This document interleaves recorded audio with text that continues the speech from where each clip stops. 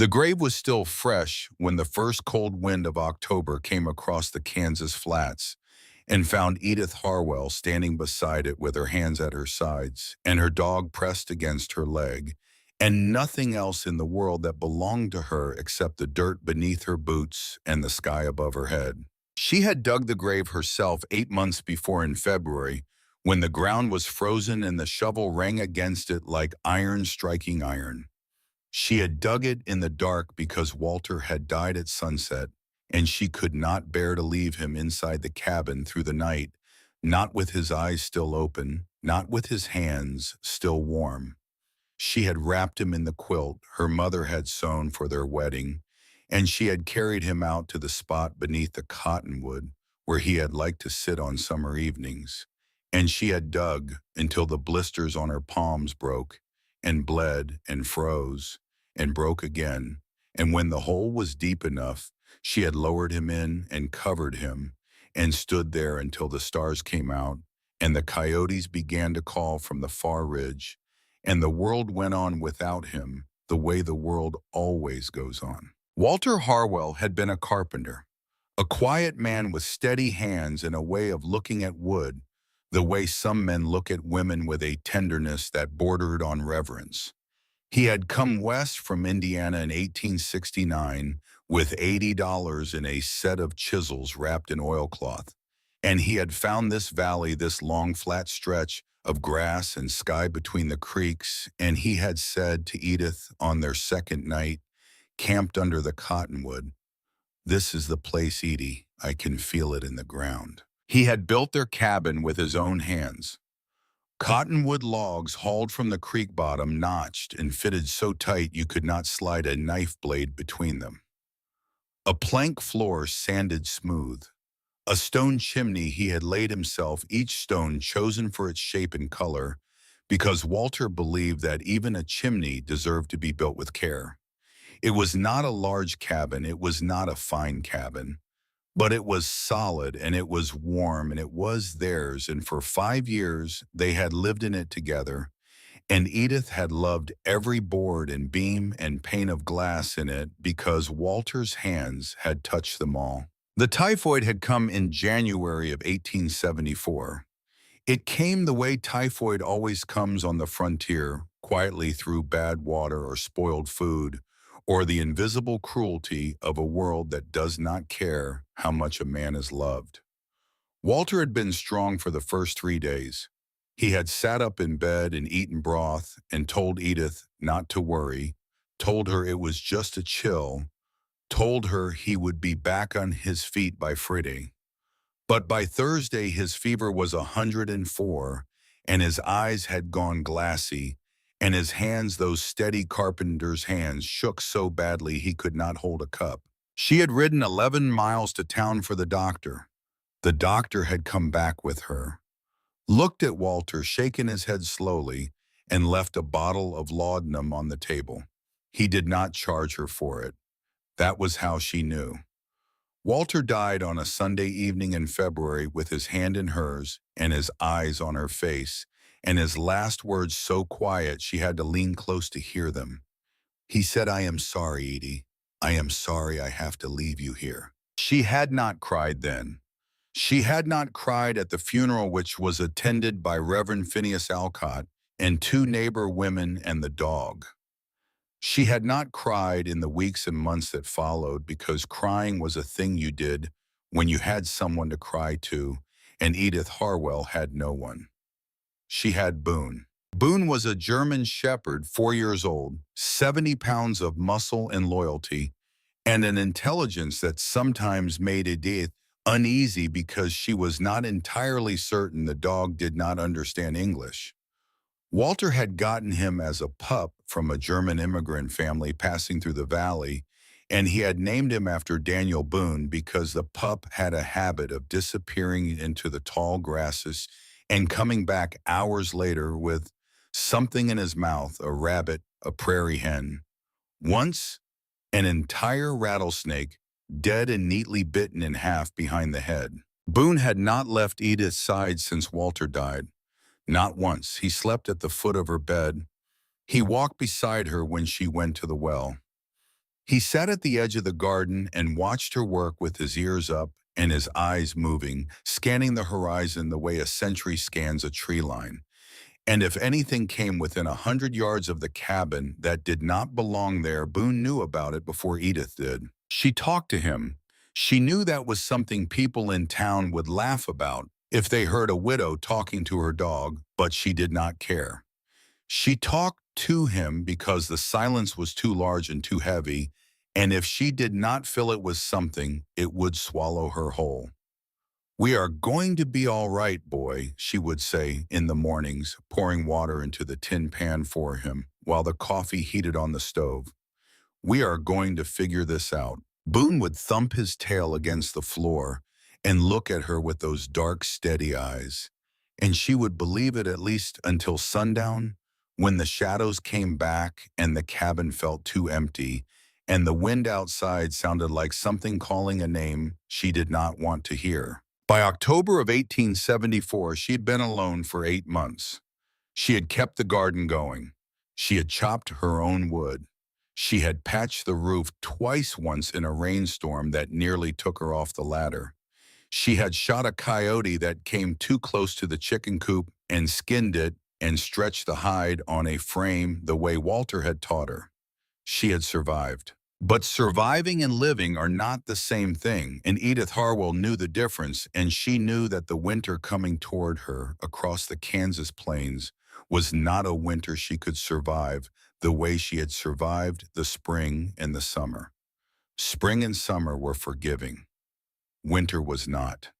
It was on the 3rd day of October that the buggy came up the road. She saw it from the garden where she was pulling the last of the turnips, a black 2-horse buggy with brass fittings and a leather canopy, the kind of buggy that cost more than most homesteads in Flint Creek were worth. Boone saw it too.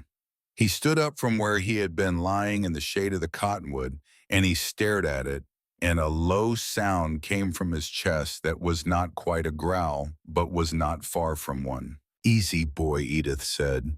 She set down the turnips. She wiped her hands on her apron. She waited. The buggy pulled up at the edge of her yard. 2 men stepped down. The first was a large man in a black coat and a tall hat, with a face like a slab of granite that had been weathered by 62 years of sun and wind, and the particular kind of self-regard that comes from having more money than everyone around you for a very long time. His name was Judge Cornelius Slade. The second man was younger, maybe 40, lean and sharp-faced, with the restless eyes of a man who was always calculating something. His name was Orville Pratt.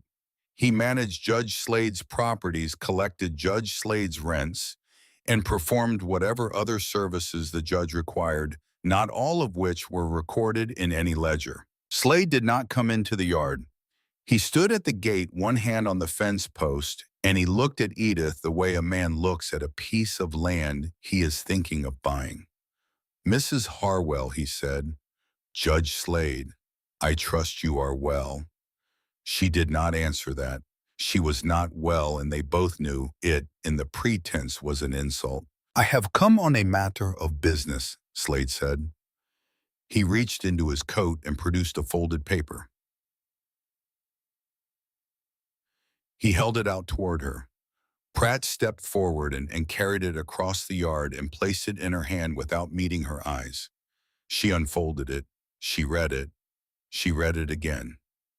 The words did not change. It was a promissory note, dated March the 14th, 1874, 1 month after Walter's death. It bore Walter's signature at the bottom, and Edith recognized the handwriting, the careful slant of it, the way the W leaned slightly to the right. It was Walter's hand. There was no question. The note said that Walter Harwell had borrowed $200 from Judge Cornelius Slade, secured against the homestead and the 40 acres of deeded land attached to it. $200 for seed and medicine, due upon demand or within 12 months of the date of signing, whichever came first. Edith looked up from the paper. Her face did not change. Her hands did not shake. But something inside her chest shifted the way the ground shifts before a sinkhole opens a slow, deep, irreversible movement. "He never told me," she said. Slade adjusted his hat. "That is not my concern, Mrs. Harwell. What is my concern is the $200, which is now 9 months overdue, and the collateral, which is the ground you are standing on. I do not have $200. I am aware of that." "Then what do you want, Judge?" Slade looked at her for a long time. He was a man who had learned over 62 years how to use silence the way other men used hammers. He let the silence do its work. Then he spoke. "I will give you until the 1st of March, he said, 5 months. If on that date you have not repaid the debt in full, you will sign a transfer of deed and you will vacate this property within 30 days. That is generous, Mrs. Harwell. Most men in my position would not wait 5 months. Edith stood very still. The turnips were in the dirt at her feet. The wind was picking up from the west. Boone was pressed against her leg, his body tense, his eyes on Slade. "And if I refuse," she said. "You will not refuse," Slade said, "because the note is valid. The signature is your husband's. And the law in Kansas Territory is quite clear on the matter of secured debts." He tipped his hat. He turned. He walked back to the buggy. Pratt followed. They climbed in. The driver turned the horses and the buggy rolled back down the road toward town, and Edith stood in the garden with the paper in her hand and watched it go, and she did not move for a very long time. She went inside. She sat at the table. She spread the note flat, and she looked at Walter's signature, and she pressed her fingers against the ink as if she could feel his hand through the paper. "You fool," she whispered. "You beautiful fool." Because she understood now. She understood why. Walter had borrowed the money in March. He'd been sick since January. He had known by March that he was dying, and he had gone to the one man in the valley with money to lend the one man Walter had never trusted, the one man Walter had told Edith to stay away from, and he had signed his name and taken $200 because he needed seed for the spring planting and medicine for the fever that was killing him. And he had done it because he loved her, because he wanted her to have a crop and a chance after he was gone, and he had not told her because he did not want her to carry that weight while he was dying. He had carried it alone, and now it had been passed to her. She folded the note. She put it in the tin box on the shelf where she kept the marriage certificate and the deed, and the one photograph of Walter she owned, a tintype taken in a studio in Topeka the year they were married. She closed the box. She went outside. She stood in the yard and looked at the sky. Then she looked at the cabin. The roof was bad. She had known it was bad since August. The ridgepole was cracked, probably from the weight of last winter's snow, and two of the rafters had shifted, and there was a gap on the north side where the wind came through at night and made the candle flame bend sideways. She had been meaning to fix it. She had not fixed it. She had not fixed it because fixing a roof requires lumber, and lumber costs money, and Edith Harwell did not have money. She had $17 in a coffee tin behind the stove. That was everything. She looked at the cabin, and she looked at the sky, and she looked at the long, flat stretch of grass that ran from her yard to the horizon in every direction. Grass as tall as her waist, thick and brown and endless. And the wind moved through it in slow waves, and somewhere in her mind, a door opened. Not a thought, not yet. A feeling, a recognition. The way you recognize a face in a crowd before you can put a name to it. She walked out into the grass. She walked maybe 50 yards from the cabin to a spot where the sod was thick and old, and the roots had been growing and tangling for 100 years. She knelt down. She pressed her hand flat against the earth. It was dense, solid, woven together by a million tiny roots into a mat so tight that water could not pass through it and wine could not tear it apart. She had seen a prairie dog town once on the south side of the creek, a whole city of tunnels and chambers dug into the sod, and she had noticed the way she noticed things, that the prairie dogs were warm in winter and cool in summer, and that their tunnels did not collapse even when cattle walked over them because the sod above them was as strong as any roof a man could build. She stayed kneeling in the grass for a long time. Boone came out and sat beside her. He put his nose against her hand. "I have an idea, boy," she said. She stood up. She walked back to the cabin. She went inside and found the charcoal stub that Walter had kept in the drawer beside his chisels, and she found a piece of brown paper, and she sat at the table and she began to draw. She drew a cabin, not a log cabin, not a frame cabin, a cabin made of sod, made of the earth itself cut into bricks and stacked the way a mason stacks stone, sealed with mud, roofed with poles and more sod, insulated by the very grass that grew on the prairie in every direction for as far as the eye could see. She drew for 2 hours. She was not an artist, the lines were rough and the proportions were not always right. But she knew what she was drawing, and she knew it would work because she had seen it work in the ground beneath her feet for every day of the 5 years she had lived on this land. The grass was free, the dirt was free, the labor was hers, and the walls of a sod cabin, she calculated, pressing the charcoal hard against the paper, would be 2 feet thick, 2 feet of packed earth and woven roots between her family and the wind, 2 feet between her and the cold, 2 feet between her and Judge Cornelius Slade and everything he represented. She pinned the drawing to the wall above the table. She stepped back and looked at it. "All right, Walter," she said. "You built me a cabin out of wood. I am going to build one out of dirt." The next morning, she began. There was a boy who came by the cabin every few days. His name was Cormac Hollis. He was 14 years old, thin as a fence rail, with a mop of dark hair that fell across his forehead and a pair of brown eyes that were too old for his face. He was an orphan.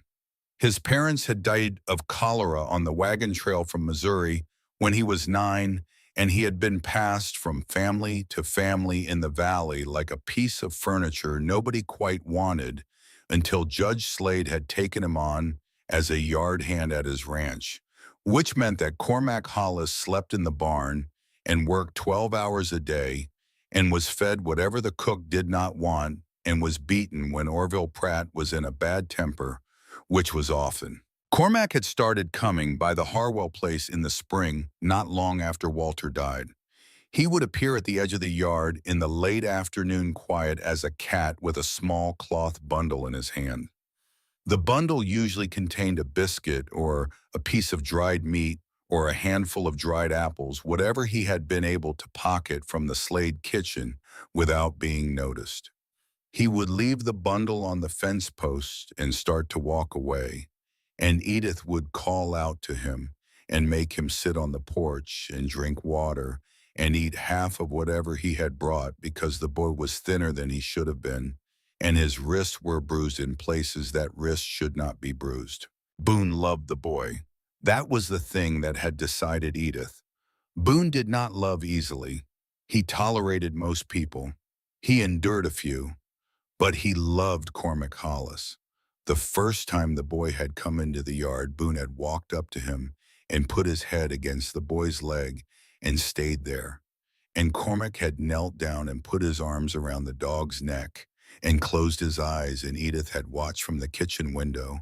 And she had seen on that boy's face the look of a person who has not been touched with kindness in a very long time. On the morning Edith began cutting sod, Cormac appeared at the edge of the yard.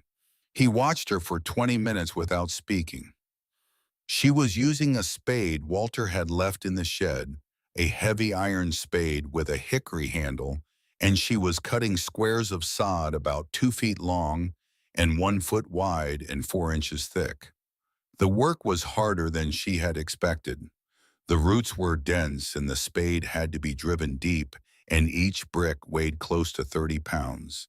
And by the time she had cut 10 of them, her arms were shaking and her back was on fire. "What are you doing, Mrs. Harwell?" Cormac said at last. She looked up.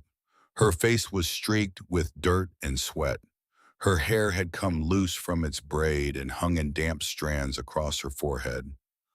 "I am cutting brick," she said, "out of grass, out of sea, grass and dirt and roots. It is stronger than you think." He was quiet for a moment. Then he said, "What are they for?" "I am building a cabin." He looked at the spade. He looked at the piles of sod bricks. He looked at her. "Can I help?" he said. She studied him. She saw the bruises on his wrists. She saw the thinness of his coat. She saw the way he stood slightly hunched, the posture of a boy who has learned to make himself small. "Does Judge Slade know you are here?" "No, ma'am. Will there be trouble if he finds out?" "There is always trouble," Cormac said. And the way he said it, flat and matter-of-fact, without self-pity, without complaint, told Edith everything she needed to know about the life this boy was living. "Come in," she said. "Have some water. Then we will cut bricks." They worked together that day, and the next day, and the day after that. Cormac came every afternoon after his chores at the Slade Ranch, and he stayed until dark, and he cut sod and hauled bricks and mixed mud and did not complain. Not once, not even when his hands blistered and bled, because Cormac Hollis had learned a long time ago that work was the only thing in the world that did not hit back.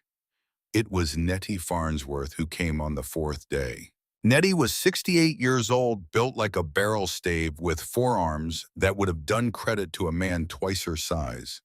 She had been the town blacksmith for 20 years, ever since her husband had died of a heart attack at the forge in '54, and she had kept the business going by herself because nobody else in Flint Creek knew how to shoe a horse or mend a plow blade, and because Nettie Farnsworth did not believe in quitting. She rode up to the Harwell place on a mule so old it appeared to be moving backward, and she sat on that mule for a good 10 minutes watching Edith and Cormac cut sod before she said a word. Then she said, "You are going to need a better blade than that." Edith looked up. Nettie swung down from the mule. She walked over to the pile of bricks. She picked one up. She turned it in her hands. She squeezed it. She sniffed it. "Good sod," she said. "Deep roots. This will hold." She set the brick down. She looked at Edith. "I saw women build with sod in Nebraska in '52, she said. "Out near the Platte River. Whole families. Their cabins were still standing when I came through again in '61. 9 years and they had not moved an inch." She reached into the saddlebag on the mule and pulled out a long, flat blade with a wooden handle. It was the kind of blade a blacksmith makes for a specific purpose, not a tool you could buy in a store. The edge was honed to a clean, bright line. "I made this last night," Nettie said, "for cutting sod. The angle is different from a regular spade. You will find it goes through the roots easier." She held it out. Edith took it. She tested the weight. It was perfectly balanced. "Thank you," Edith said. Nettie nodded once. She did not smile. Nettie Farnsworth almost never smiled, not because she was unhappy, but because she considered smiling to be a waste of facial effort. "I will not be back," Nettie said. "I cannot be seen helping you. Not while the judge has his eyes on this place. But the blade is yours." She mounted the mule. She looked down at Edith from the saddle. "Build it thick," she said, 2 feet if you can, and slope the roof low on the north side. The wind comes from the north here, always from the north." Then she rode away, and Edith stood with the new blade in her hands, and the weight of it felt like the weight of something being given that could not be purchased and could not be repaid. The town began to talk in the second week. It started at the Mercantile the way all talk in Flint Creek started, because the Mercantile was where everyone went for flour and salt and nails and gossip, and the gossip was usually cheaper than the nails. "Have you seen what the Harwell widow is doing out there? She is cutting up the prairie and stacking it like bricks. She is building a house out of dirt. A house out of dirt. Can you imagine in Kansas, in October, with winter coming? The woman has lost her mind. The talk reached the Rusty Spur Saloon by the end of the first week, and by the end of the second week it had reached Judge Cornelius Slade, who was sitting in his usual chair at the back of the saloon with a glass of bourbon and a cigar, and the look on his face that he wore when the world was arranging itself to his satisfaction. Slade listened to the talk. He did not laugh. Slade was not a man who laughed at things. He was a man who calculated them. He sat in his chair and he smoked his cigar, and he listened to the men at the bar describe the widow's foolishness, and when they were finished, he set his glass down and he spoke. "Gentlemen," he said, "I have a proposition." The saloon quieted. It always did when Slade spoke, because Slade owned the building the saloon was in, and the building next to it, in the land under both of them, and a man does not make noise when his landlord is talking. "I understand," Slade said, "that Mrs. Harwell has taken it upon herself to build a shelter out of prairie sod. I understand that she believes this shelter will stand through the winter and protect her from the elements. I do not believe it will. I believe the first hard storm will flatten it. I believe the rain will melt it. I believe the wind will tear it apart. And I believe that when it does, Mrs. Harwell will finally understand that she cannot survive out there alone, and she will do the sensible thing, which is to sign the deed and move on." He paused. He drew on his cigar. "But I am a sporting man," he said, "and I believe in giving every person a fair chance, even a woman who has more courage than he does. So I will say this. If that sod cabin is still standing on the 1st of March, 1875 intact and inhabited, I will tear up the promissory note. I will forgive the debt, and I will stand before the congregation at Reverend Alcott's church and apologize to Mrs. Harwell by name, in front of the whole valley." There was a murmur in the room. Men looked at each other. Nobody had ever heard Judge Slade offer to apologize for anything. But Slade said, and the word hung in the air like a stone at the top of its arc, "If the cabin has fallen, if it is washed away, if it has proven to be what I believe it is, which is a pile of mud pretending to be a house, then Mrs. Harwell will sign the transfer of deed that same day. She will vacate the property within the week, and she will leave Flint Creek, Kansas, and not return. Those are my terms. They are fair. They are final." He picked up his glass. He drank.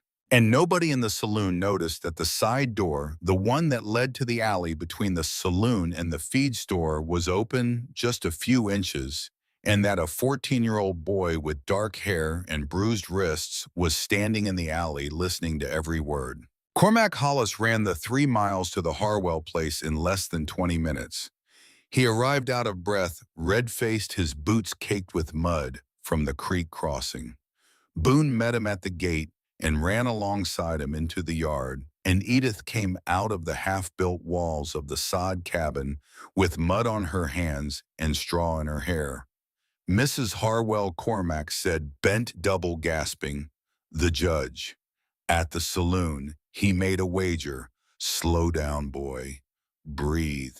He breathed. He told her every word of it, the way Peter Alcott's boy had told Niels Lindqvist in a valley far away, the way boys have always carried the words of powerful men to the people. Those words were meant to wound. When he was finished, Edith stood very still. She looked at the sod walls rising around her. She looked at the bricks stacked and waiting. She looked at the sky, which was turning the color of cold iron, and she looked at the bomb, and she looked at the dome, and something settled in her face that Cormac would remember for the rest of his life. Not anger, not fear, something older than both.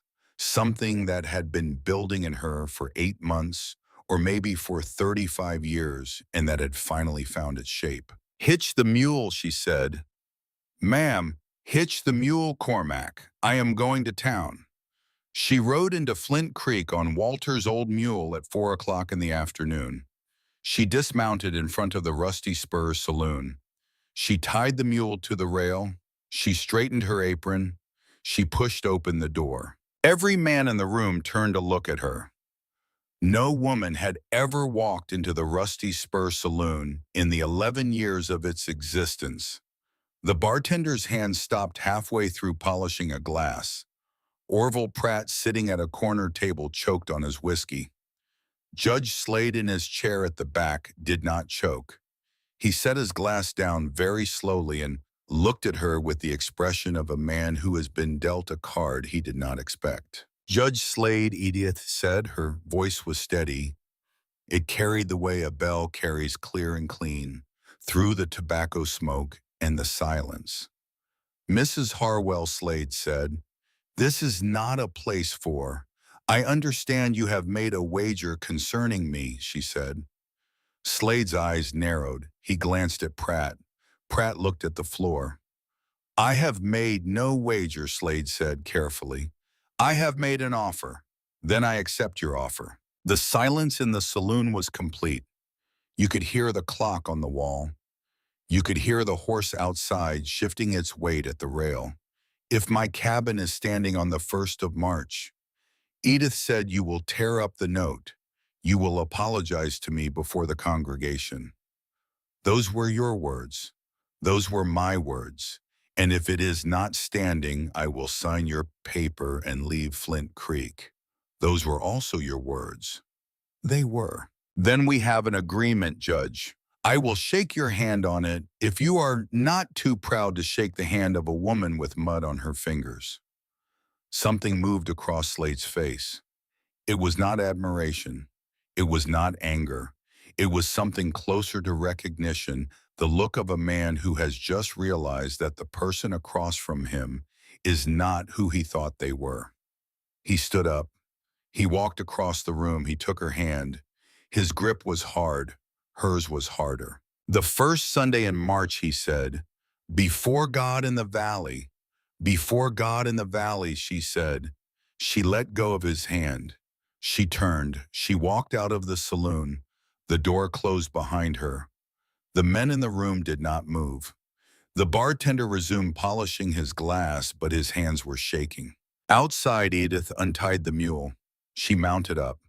She rode home in the last light of the October day, and the wind was behind her, and the grass was bending in the wind, and somewhere in the tall grass to the east a meadowlark was calling, and Edith Harwell rode home to her half-built cabin with the sky turning purple above her, and the first star coming out above the ridge, and she did not look back. That night she sat at the table by the light of a single candle with Boone at her feet and her charcoal drawing on the wall in front of her. She studied it. She measured it in her mind. She calculated. She had 4 months. She had 1 mule. She had 1 spade and 1 sod-cutting blade, and a 14-year-old boy who was not hers but who came anyway.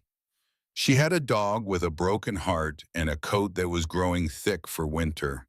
She had $17 in a coffee tin and a dead husband's signature on a piece of paper, and a judge who wanted her land in a valley full of people who thought she had lost her mind. And she had the grass, miles and miles and miles of it, stretching to the horizon in every direction, thick and strong and rooted, deep in the Kansas earth, free for the taking, waiting to be cut and stacked, and shaped into something that would stand. She picked up the charcoal. She added a line to the drawing. She thickened the north wall. She lowered the pitch of the roof on the north side the way Nettie had told her, because the wind comes from the north here, always from the north. She set down the charcoal. She looked at the drawing. She looked at Boone. 5 months, boy, she said. 5 months, and we either have a home or we have nothing. And I did not bury Walter Harwell on this land to walk away from it. Boone thumped his tail against the floor. Once, twice. Then he put his head on her boot and closed his eyes. Outside, the wind came across the flats and pressed against the walls of the old cabin, and the cracked ridgepole groaned, and the gap on the north side let the cold in, and somewhere out on the prairie, a coyote called once and fell silent, and the stars turned slowly overhead, and the grass bent and straightened and bent again, and Edith Harwell sat at the table with her drawing and her candle in her mouth, and she was not afraid. She was not afraid because she had already lost the worst thing she could lose, and everything after that was just weather. And weather, she had decided, was something she could build against. She finished the walls on the last day of November. It had taken her and Cormac the better part of 6 weeks working from first light until the sun dropped below the western flats and the cold came in hard enough to make the mud mortar freeze before it could set. 6 weeks of cutting and hauling and stacking 6 weeks of 30-pound bricks, carried one at a time from the cutting ground to the building site.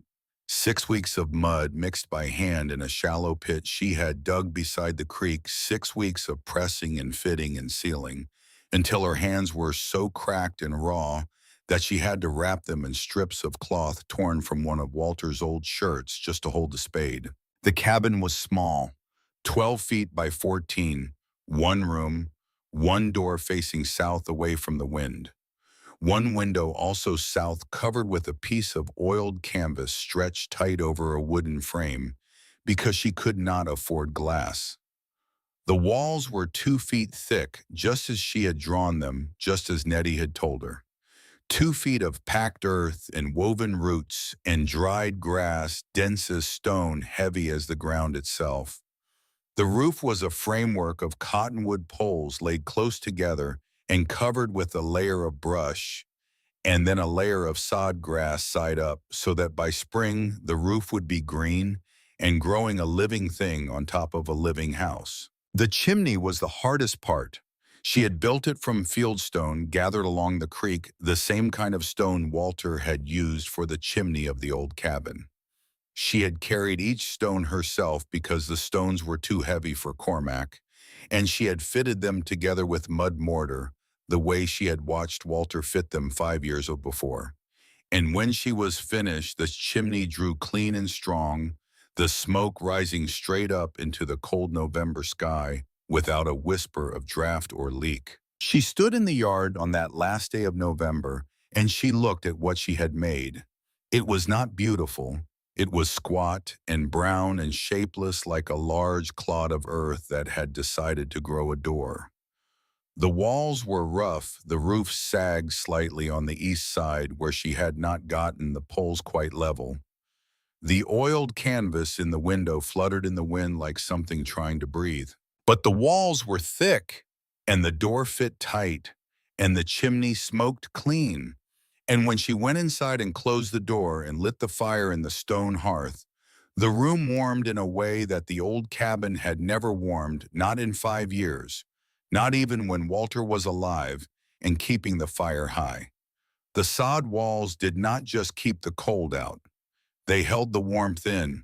They held it the way the earth holds the warmth of summer deep in its bones all through the winter, slowly, patiently releasing it in a steady breath that filled the small room like a living presence. Cormac stood in the doorway and watched the fire catch, and he put his hand against the inside wall and held it there, and his eyes went wide. "It is warm," he said. "The wall itself is warm." Edith nodded. She had expected this. She had felt it in the prairie dog tunnels. She had felt it in the cave banks along the creek.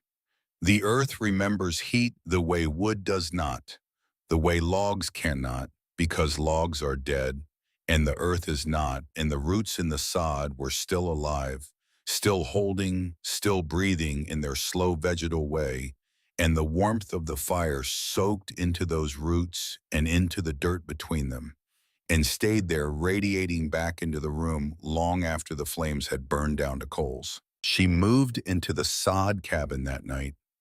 She carried her bedroll and her cooking pot and her tin plates and her coffee and her flour and her salt and her $17 in the coffee tin.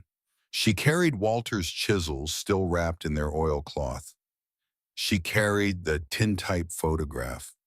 She carried the promissory note in the tin box because she wanted it close, wanted to see it every day, wanted to remember what was at stake every time she opened her eyes in the morning. Boone came in last. He walked through the door and he circled the room once, nose to the ground, reading the place the way dogs read places. He stopped at the hearth. He lay down. He put his chin on his paws. He looked up at Edith. "Home," she said. Boone thumped his tail. "Once." The people of Flint Creek came by to look. They did not come in groups.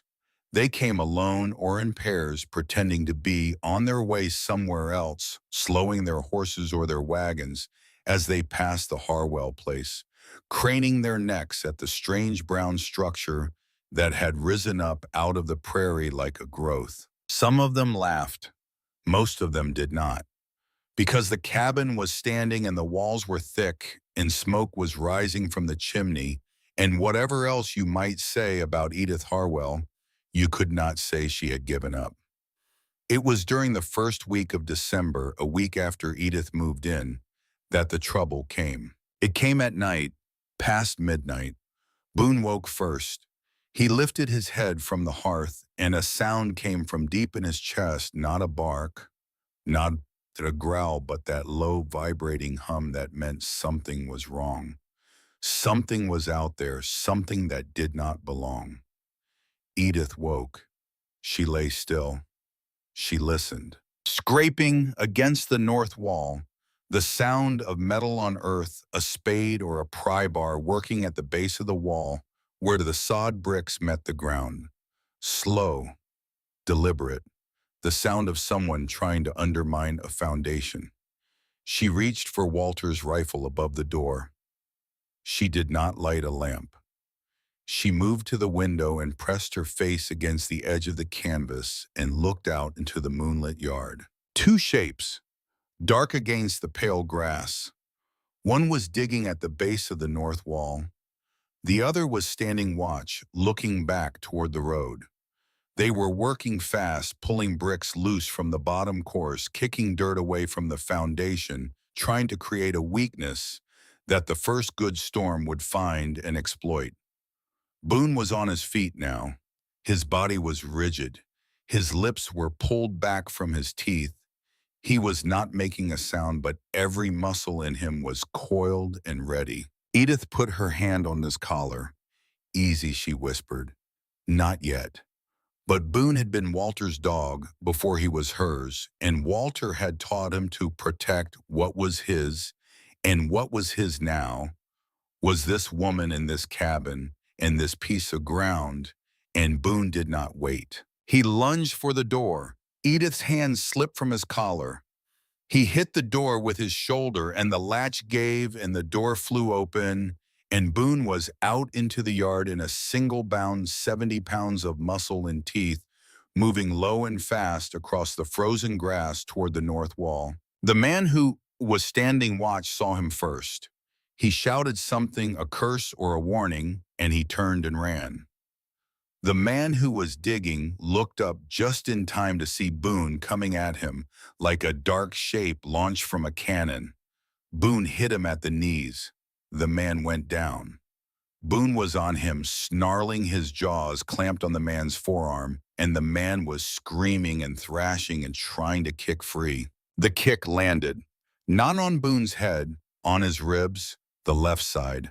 A heavy boot driven hard into the ribcage of a dog that weighed 70 pounds and had never in his life been hit by anything except the wind. Boone yelped. It was a sound Edith had never heard him make, a high, sharp, broken sound that went through her chest like a blade. He let go of the man's arm. He staggered sideways. The man scrambled to his feet and ran, clutching his torn sleeve, and Edith heard footsteps pounding away through the grass and the distant sound of horses, and then nothing. She ran to Boone. She knelt beside him. He was lying on his side in the frozen grass, his breath coming in short, shallow pants, his tongue lolling. She put her hands on him gently, feeling his ribs. He whimpered when she touched the left side. Something shifted under her fingers that should not have shifted. No, she said. No, no, no. She gathered him up. He was heavy, but she lifted him the way she had lifted Walter's body 8 months before, with a strength that came from a place beyond muscle, beyond will, from the part of her that had decided a long time ago that she would not lose anything else, not one more thing, not on this ground, not under this sky. She carried him inside. She laid him on the bearskin beside the hearth. She built the fire up higher than she should have, higher than was safe because the cold was in him now, and the only thing she knew to fight it with was warmth. She sat beside him all night. She talked to him. She told him about Walter. She told him about the day Walter had brought him home as a puppy, a squirming ball of black and tan fur tucked inside his coat. She told him about the way Walter used to laugh when Boone brought home dead snakes and laid them on the porch like offerings. She told him about the morning after Walter died, the morning Boone had come and put his head in her lap and had not moved for 3 hours. "You are all he left me," she whispered. "You are the only thing in this world that Walter touched that is still warm. You do not get to die, Boone, not here, not now. Walter sent you to stay with me, and you are going to stay." Boone's breathing steadied sometime before dawn. His eyes opened. He licked her hand. Just once. Then he closed his eyes again and slept, and Edith sat beside him with her back against the sod wall, and she pressed her palms against her face, and she breathed, and she did not cry because she was saving that for something she had not yet earned. In the morning, she went outside and looked at the north wall. 3 bricks had been pulled from the bottom course. The foundation had been partially undermined along the stretch of about 4 feet. If a storm had come that night, a real storm, the kind that would arrive in January or February, the wind would have found that weakness, and it would have pushed and pushed until the whole north wall buckled inward, and the roof came down, and everything Edith had built in 6 weeks of labor would have been a pile of mud and grass and broken dreams. She knelt beside the damage. She looked at the boot prints in the frost. She recognized the print, not the man, the boot. She had seen boots like that at the Slade Ranch, expensive boots, with a distinctive heel, the kind Orville Pratt wore. She did not go to the sheriff. She did not go to the reverend. She did not go to anyone. She went to the creek, and she mixed a fresh batch of mud, and she carried it back, and she repaired the wall herself. And she added a second course of bricks along the entire base of the north side, reinforcing it, thickening it, making it stronger than it had been before. Cormac came that afternoon. He saw the repair work. He saw the boot prints she had not yet covered. He saw Boone lying by the hearth, breathing shallow, his left side swollen. "Who did this?" he said. His voice was quiet. His hands were fists. Edith looked at him. She saw the anger in his face, and she saw the helplessness beneath it, the particular fury of a boy who knows who hurt something he loves and cannot do anything about it. "It does not matter who," she said. "It matters." "No, Cormac, it does not. What matters is the wall. The wall is stronger now than it was before they came. That is the only answer worth giving." He looked at Boone. The dog was watching him with one eye half open. "Will he be all right?" Cormac said. "He will be all right," Edith said. "He is too stubborn to die." And she believed it. She had to believe it. Because if Boone died, then the last living thing Walter had loved would be gone, and Edith was not certain she could survive that. Not because she was weak, but because there is a limit to what even the strongest person can carry, and she was close to hers. It was 3 days later that Lenora Slade came. She came in the early afternoon on foot, which was strange because the Slade Ranch was 2 miles distant, and Lenora Slade had never been known to walk anywhere. She was a small woman, 55, with silver blonde hair pulled back tight, and a face that had once been beautiful, and was now merely dignified, the face of a woman who had spent 30 years standing beside a man who took up all the room in every space he entered and had learned to make herself narrow. She came to the gate. She did not come into the yard. She stood there with her hands clasped in front of her, and she looked at the sod cabin, and she looked at the repaired north wall, and she looked at Edith, who was splitting kindling by the woodpile. "Mrs. Harwell," she said. "Mrs. Slade." Edith set down the hatchet. She walked to the gate. The two women stood on either side of it. The fence between them, the coal between them, and something else between them that was larger than either. "I have brought something," Lenora said. She held out a small cloth bundle. Edith took it. She opened it. Inside was a jar of dark ointment that smelled of camphor and pine tar, and a roll of clean linen bandage. "For the dog," Lenora said. "I heard he was hurt." Edith looked at her. She did not ask how Lenora had heard. She did not ask who had told her. She knew. "Thank you," she said. Lenora did not leave. She stood at the gate and she looked at the cabin, and she was quiet for a long time, and Edith could see that the older woman was working up to something the way a person works up to a confession, slowly, painfully, against every instinct that says to keep the thing buried where it has always been. "May I tell you something?" Lenora said at last. "You may. We had a son," Lenora said. "Cornelius and I, a boy named Theodore.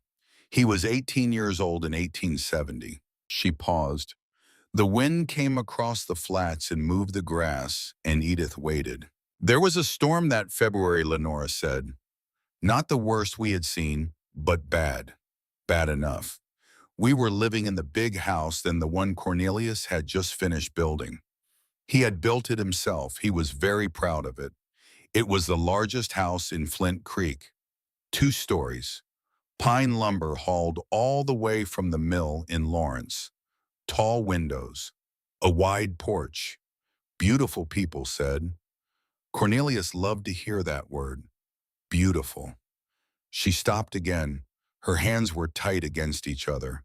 But it was not built for weather. It was built for show. The walls were thin. The roof was heavy, too heavy for the span. The windows were large and they let the cold in. "I told him, Mrs. Harwell, I told him in September that the north wall needed bracing. I told him in October that the roof beams were bowing.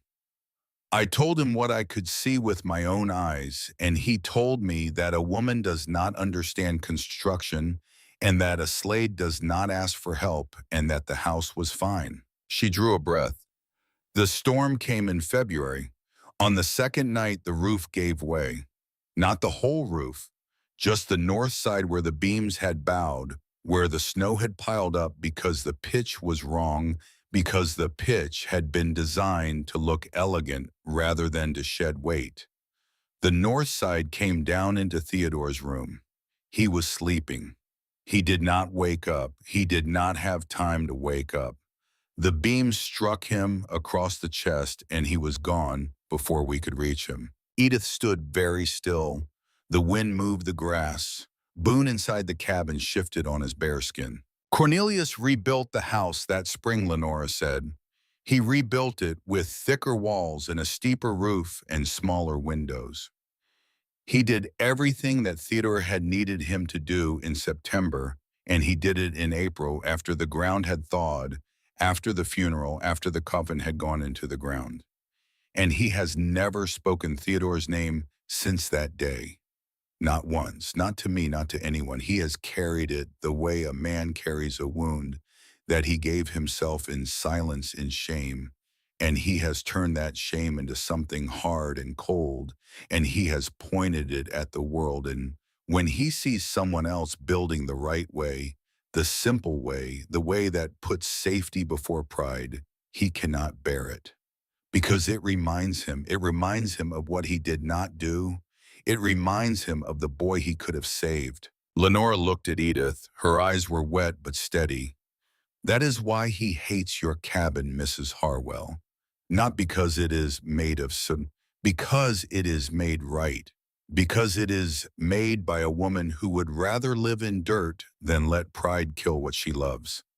And Cornelius cannot look at that without seeing Theodore's face. She paused one final time. I came to tell you this so you understand what you are standing against. It is not a wager. It is not about money. It is not about land.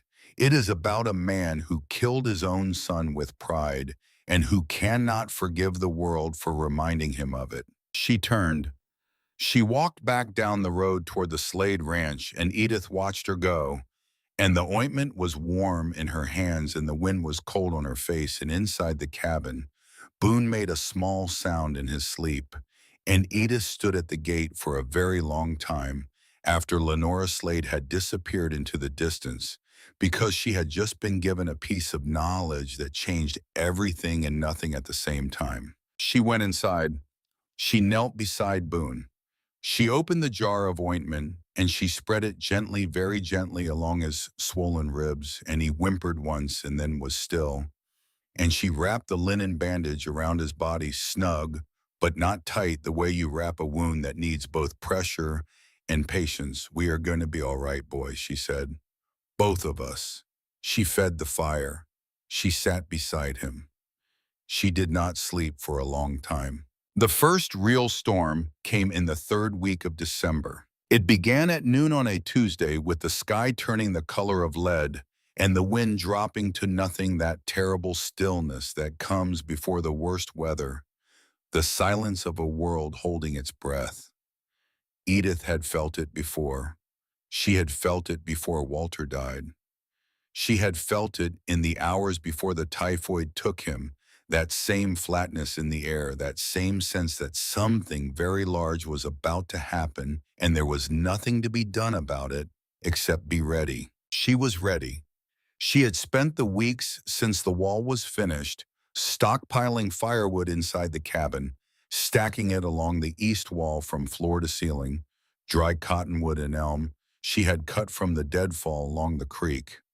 She had sealed every gap in the doorframe with strips of cloth dipped in tallow. She had packed extra sod against the base of the north wall, the wall that had been undermined, reinforcing it until it was nearly 3 feet thick. She had stored water in every container she owned because she knew from experience that a well could freeze in a hard storm and stay frozen for weeks. Cormac came at noon. He was out of breath. Storm coming, he said. I could feel it on the ridge. I know. Edith said, come inside. He hesitated. Mrs. Harwell, if the judge finds out I am here. Cormac, come inside. He came inside. Edith closed the door. She barred it. She fed the fire. The storm hit at 3 o'clock. It did not build slowly. It arrived all at once like a wall of white slamming into the side of the cabin, and the sound of it was a roar so deep and so constant that after the first hour, Edith stopped hearing it the way you stop hearing a waterfall when you live beside one. The wind came from the north, as Nettie had said it would, and it hit the north wall of the sod cabin, and the north wall did not move. It did not creak. It did not shift. It stood there, 2.5 feet of packed earth and root and grass, and the wind broke against it the way water breaks against a stone in a river, and the stone does not move. Inside the cabin was warm. Not just warm, it was the particular kind of warmth that comes from being surrounded by the earth itself, warmth that does not flicker and does not fade, a warmth that is in the walls and in the floor and in the air, steady and deep and patient. The fire in the hearth added to it, but even when the fire burned low in the small hours of the night, the walls kept giving back the heat they had stored during the day, and the cabin never went cold. Boone lay by the hearth. His breathing was better. The swelling on his ribs had gone down since Lenora's ointment, and he had started eating again, small meals, dried venison and broth. He was not healed, but he was healing. And in the warm glow of the firelight, with the storm howling outside and the sod walls standing firm, He looked at Edith with those dark, steady eyes, and she saw something in them that she had not seen since Walter died. She saw trust, not just the trust of a dog for its owner, the trust of a living thing that knows it is safe. The storm lasted 2 days. When it passed, Edith opened the door and stepped out into a world made entirely of white. The snow was knee-deep in the yard and waist-deep in the drifts against the north wall. The sky was blue. The air was sharp. The old cabin, Walter's cabin, 50 yards to the east, had lost what remained of its roof. The ridgepole had snapped in the night, and the rafters had come down, and the whole structure lay open to the sky like a broken rib cage. But the sod cabin stood. Edith walked around it. She checked every wall. She checked the chimney. She checked the roof. Not a crack, not a shift, not a single brick out of place. The snow had piled against the north wall, and the north wall had taken it absorbed. It held it the way a mother holds a difficult child, with patience and without complaint. She went back inside. She sat at the table. She looked at Walter's drawing on the wall. "One down," she said. Cormac was already up. He was feeding the fire. He looked at her, and he did not speak, but there was something on his face that she recognized, because it was the same thing that had been on her own face the day she had walked into the Rusty Spur saloon. It was belief. The weeks between the first storm and the second were the hardest of the winter, not because of the weather, but because of the hunger. Edith had stored what she could: dried venison, cornmeal, salt pork, dried apples, coffee. But she had stored for one person and a bow, and now there were two people in Edom, and the stores went faster than she had calculated. By the 1st of January, the cornmeal was half gone. By the 10th, the salt pork was finished. By the 15th, she was rationing the dried venison to a few strips per day, divided 3 ways, one for her, one for Cormac, one for Boone, and the strips were getting thinner. Cormac set snares. He was good at it, better than Edith had expected, and in the first week of January he brought home 3 rabbits. Thin winter rabbits with not much meat on them, but enough to make a stew that lasted 2 days. He set the snares along the creek bottom where the rabbits came to find water, and he checked them every morning before dawn, and every morning Edith watched him go out into the cold and come back with his hands red and his face chapped, and whatever he had found held against his chest inside his coat. On the 15th of January, he came back with nothing. The snares were empty. The rabbits had moved on or gone deeper underground. He stood in the doorway with his empty hands and his empty face, and Edith saw on that face the thing she feared most. Not hunger, not cold, but the beginning of defeat. The look of a boy who had started to believe that trying was not enough. She stood up from the table. She put her hands on his shoulders. "We are not finished," she said. "Do you hear me, Cormac? We are not finished." He looked at her. His eyes were wet, but he did not let the tears fall. "What do we do?" he said. "We go further," she said. "We go further out. We find what the land has left." They went out together that afternoon, Edith and Cormac and Boone, who was walking again, now slowly favoring his left side, but walking.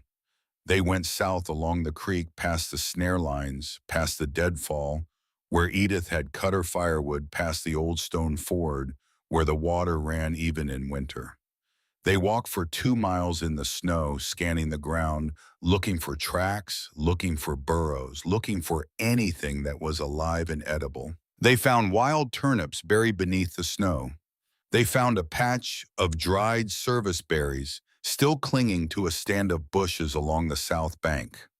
They found in a hollow beneath an overhanging rock ledge a cache of dried grass and seed that some industrious prairie mouse had stored for the winter, and that would, when boiled with salt and a little dried venison, make something that was not quite porridge and not quite stew, but was warm and filling and would keep them alive for another week. Cormac carried the turnips, Edith carried the berries. Boone carried himself, his tail up, for the first time in weeks. Not bad for a couple of survivors, Edith said as they walked home in the late afternoon light. And Cormac looked at her and he almost smiled, and Boone walked between them with his nose in the wind, and for a moment, just a moment, the three of them looked like something that no one in Flint Creek would have called them. They looked like a family. It was on the night of the 28th of January that Edith almost broke. Cormac was asleep. Boone was asleep. The fire had burned down to coals and the cabin was lit only by the dull orange glow from the hearth. The wind was outside testing the walls, running its fingers along the seams, looking for a way in. And Edith sat at the table in the near dark, and she looked at the promissory note spread flat on the table in front of her, Walter's signature at the bottom, and she looked at the tin box where the marriage certificate lay beside the tintype photograph, and she looked at her hands cracked and bleeding, and older than they should have been, and something inside her gave way. Not all of it, not the foundation, just a wall.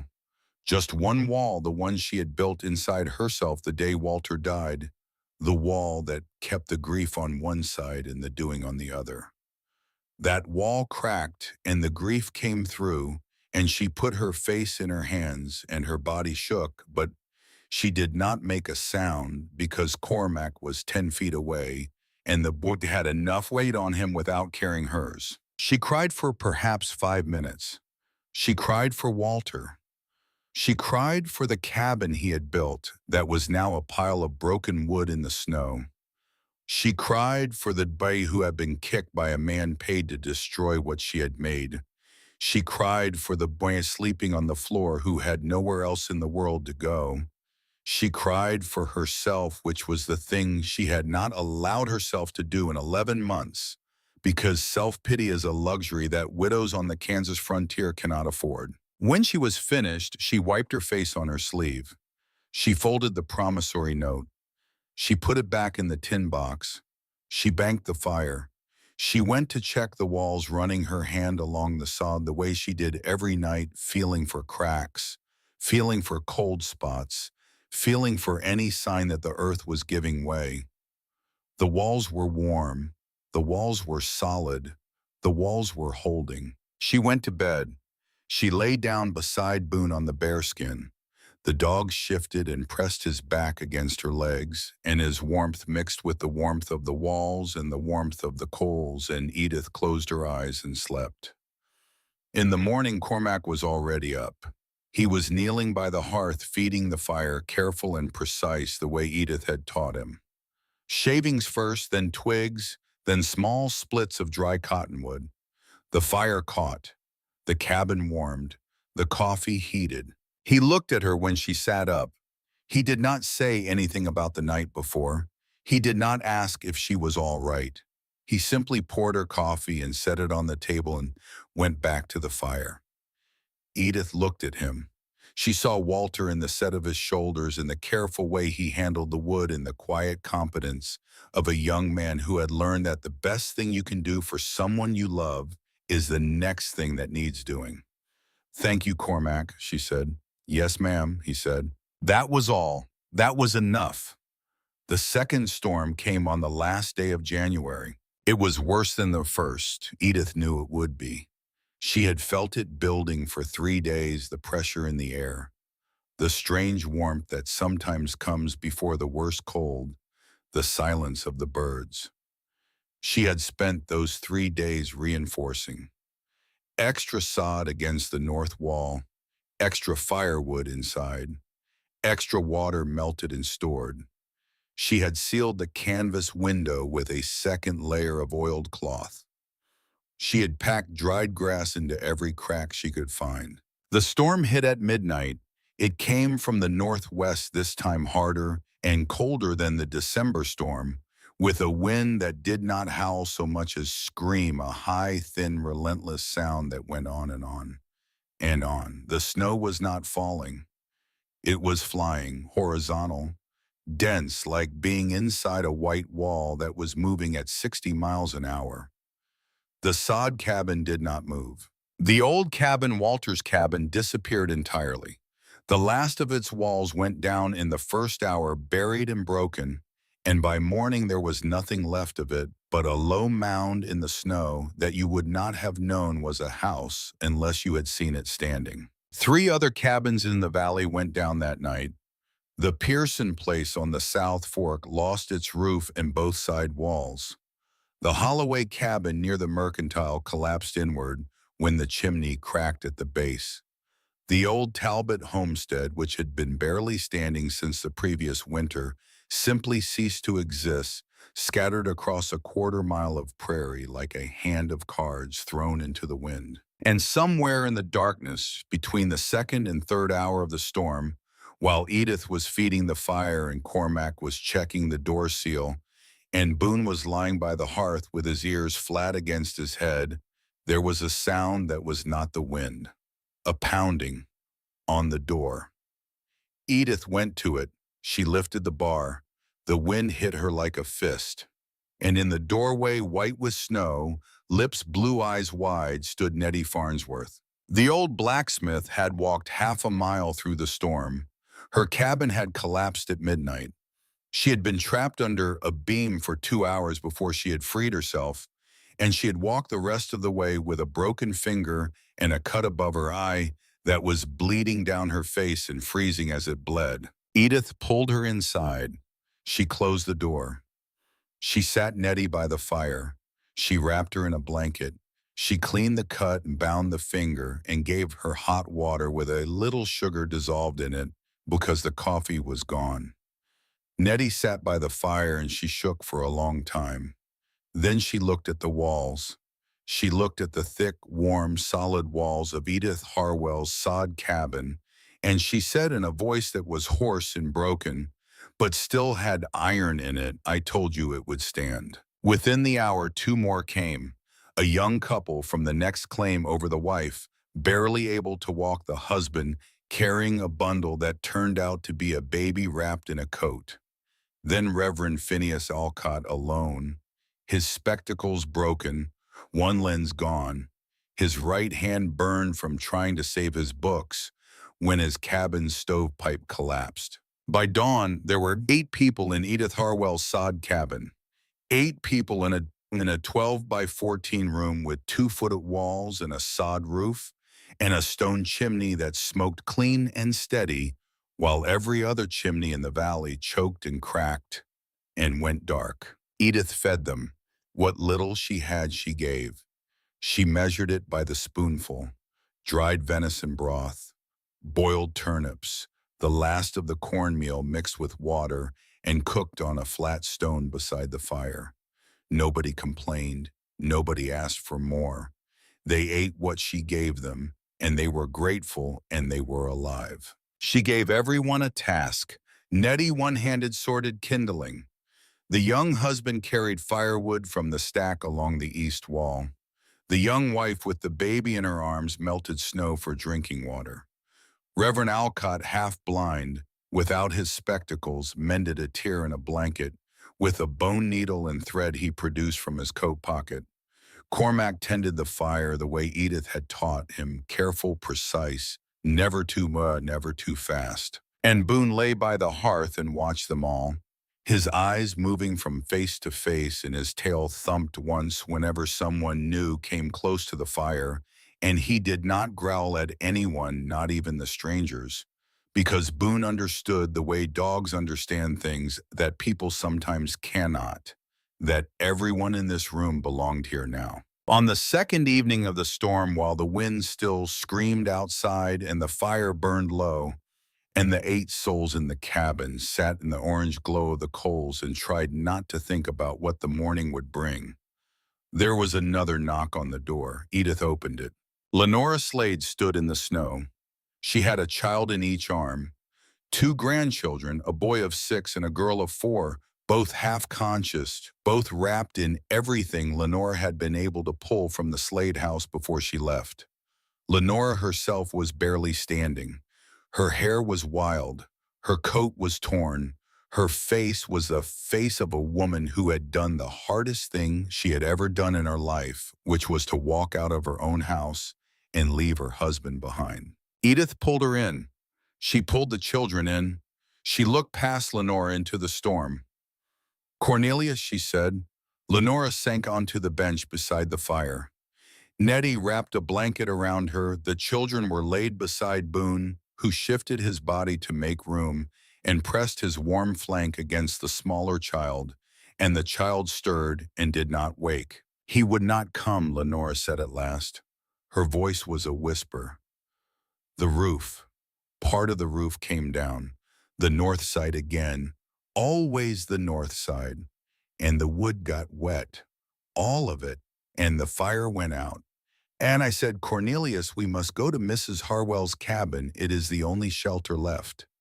And he said, she stopped. She pressed her hand over her mouth. He said he would rather freeze than ask a woman who built her house out of dirt to save him. The cabin was quiet. The wind screamed outside. The fire crackled. Edith looked at the door. She looked at the storm. She looked at Boone, who was warming the children with his body. She looked at Cormac, who was already reaching for his coat. Then she looked at Lenora. "How far?" she said. 2 miles, Lenora said. "Straight north." Edith pulled on her coat. She pulled on her boots. She wrapped her scarf around her face. "Mrs. Harwell," Reverend Alcott said from the corner. "You cannot. Not in this." Edith looked at him. "Reverend," she said, "that man took my land, called me a fool, sent someone to hurt my dog, and tried to destroy my home. And he is lying in a broken house 2 miles from here, in the worst storm this valley has ever seen, and he is going to die there tonight if someone does not go get him." She pulled her gloves on. "And I am going to go get him," she said, "because Walter would have gone, and Walter is not here. So I will." She opened the door. The wind hit her. She leaned into it. She stepped out into the white. Cormac was behind her. "You are not coming," she said. "Yes, I am," he said.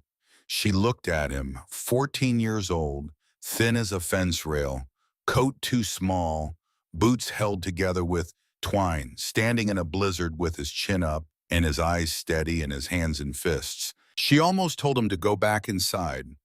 Almost. Then she did not. "Stay behind me," she said. "Hold the rope. Do not let go." They walked into the storm. The 2 miles north to the Slade Ranch took them nearly 2 hours. It should have taken 30 minutes on a clear day. But nothing about that night was clear, and nothing about it was a day. The storm had swallowed the world. There was no sky.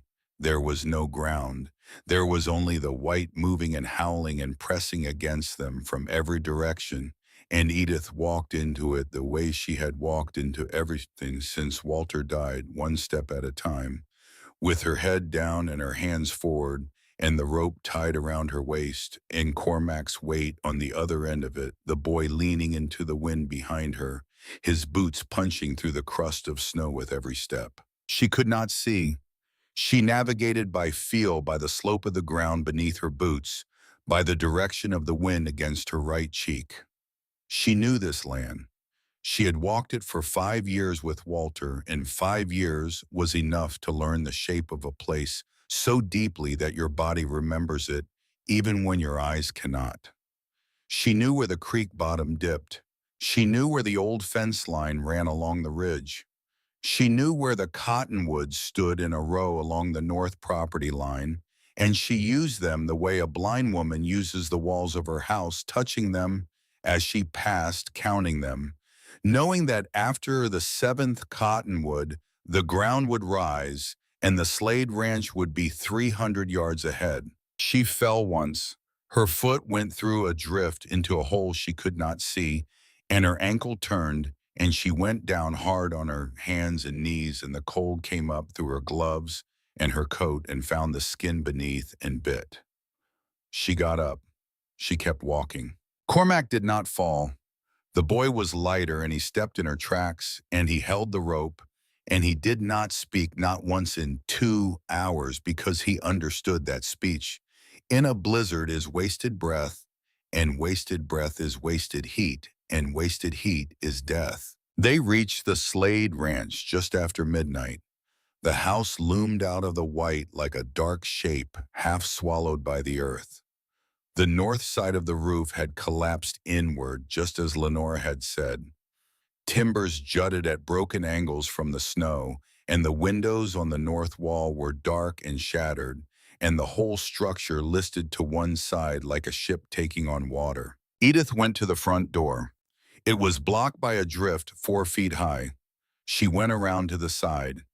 The kitchen door was clear enough to force.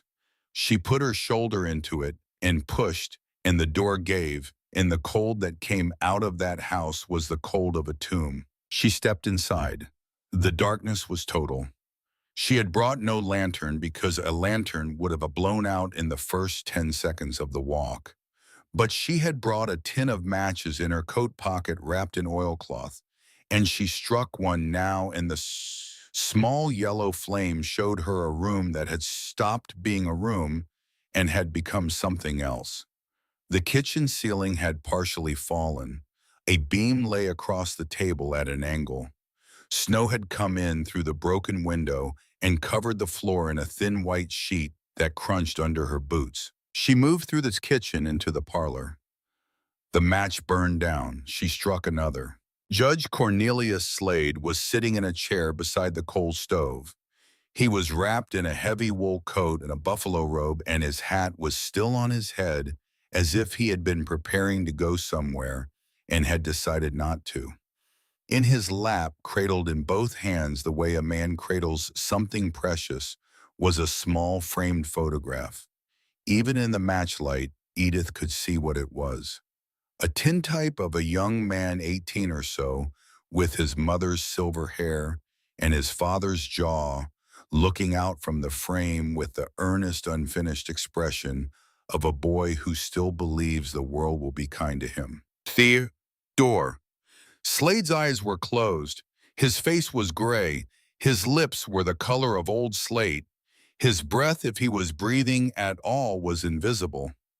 Edith knelt beside him.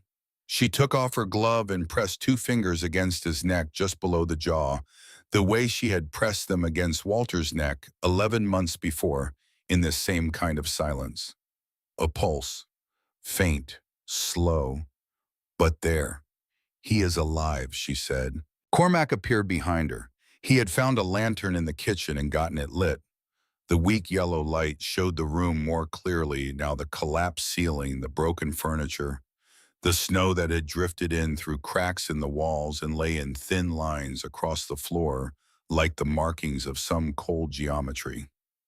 His leg, Cormac said. Edith looked down. Slade's right leg was pinned beneath a timber beam that had fallen from the ceiling when the roof gave way.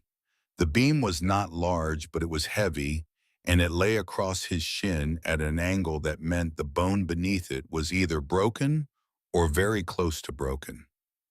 We need to move that beam, Edith said. They tried together. Cormac was 14 and thin. Edith was exhausted. They got their hands under the beam, and they lifted, and the beam moved 2 inches and slid back. Again, Edith said. They lifted again. 3 inches this time.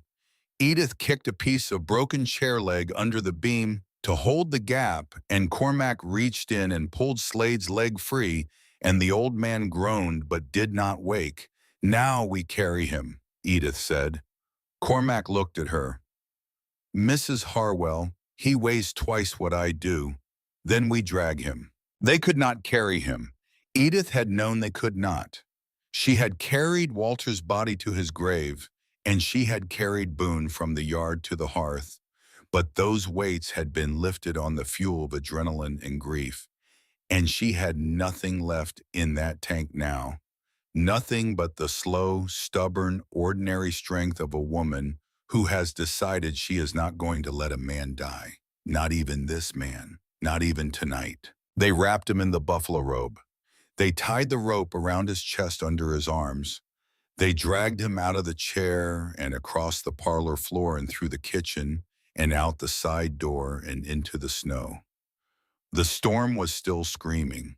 The wind hit them the moment they cleared the doorway, and it tried to take the robe and the rope, and the man and all of them sideways into the dark. Edith braced herself. Cormac braced himself. They pulled. They pulled Cornelius Slade 2 miles through a blizzard on a buffalo robe. It took 3 hours. 3 hours of hauling and resting and hauling again, of leaning into the wind and finding the cottonwoods by touch and counting them backward, this time 7, 6, 5, 4, and the ground dropping beneath their feet as they came back down into the valley, and Edith's arms screaming and her back on fire and her lungs burning with cold and her boots full of snow that had melted against her skin and frozen again. Cormac did not stop, not once. The boy pulled alongside her, the rope over his shoulder, his boots digging into the snow, his jaw set, his eyes forward, 14 years old and pulling a 200-pound man through the worst storm in the history of Flint Creek, Kansas. And he did not stop, and he did not complain, and he did not ask to rest. They came through the gate of the Harwell place just before dawn. The sod cabin was a dark shape against the slightly less dark sky, and the chimney was smoking steady and clean, and the door opened before they reached it because Nettie Farnsworth had been watching from the window for 5 hours with the lantern in her hand. They pulled the buffalo robe through the door. Reverend Alcott and the young husband helped lift Slade off the robe and onto the floor beside the stove. Lenora was there. She knelt beside her husband, and she put her hands on his face and she said his name. And his eyes did not open, and she said his name again, and his eyes did not open, and the third time she said his name with her forehead pressed against his and her voice breaking, and his eyes opened. They were not the eyes of Judge Cornelius Slade. They were the eyes of a man who had been somewhere very cold and very dark, and who had come back from it changed. "Lenora," he whispered, "I am here. The children, they are here. They are safe. They are warm." He closed his eyes. Tears ran down the sides of his face and into the buffalo robe beneath his head. Edith did not see this. She had made it through the door, and she had seen that the people inside were alive and the fire was burning, and Boone was lying on the bearskin with the 2 Slade grandchildren pressed against his warm flank, and she had stood there for perhaps 3 seconds, and then her legs had given out and she had gone down against the wall, and Cormac had caught her arm and lowered her to the floor, and someone had put a blanket around her, and someone else had pressed a cup of warm water into her hands, and she had closed her eyes, and the world had gone dark. She slept for 14 hours. When she woke, it was the afternoon of the next day. The storm was still blowing, but it had lost its fury. The wind had dropped from a scream to a moan. The snow was still falling, but lighter now, and through the canvas window Edith could see the faintest suggestion of gray daylight beyond the white. The cabin was full of people, 16 now. More had come during the night while she slept. Families who had lost their homes, men and women and children who had followed the single column of smoke that rose from the only chimney still standing in the valley. They were packed into the 12 by 14 room so tight that there was barely space to turn around, and they were sitting on the floor and leaning against the walls, and the children were sleeping in laps, and the women were melting snow in every pot and pan and tin cup Edith owned, and the fire was burning low and steady, and the walls were warm. She sat up.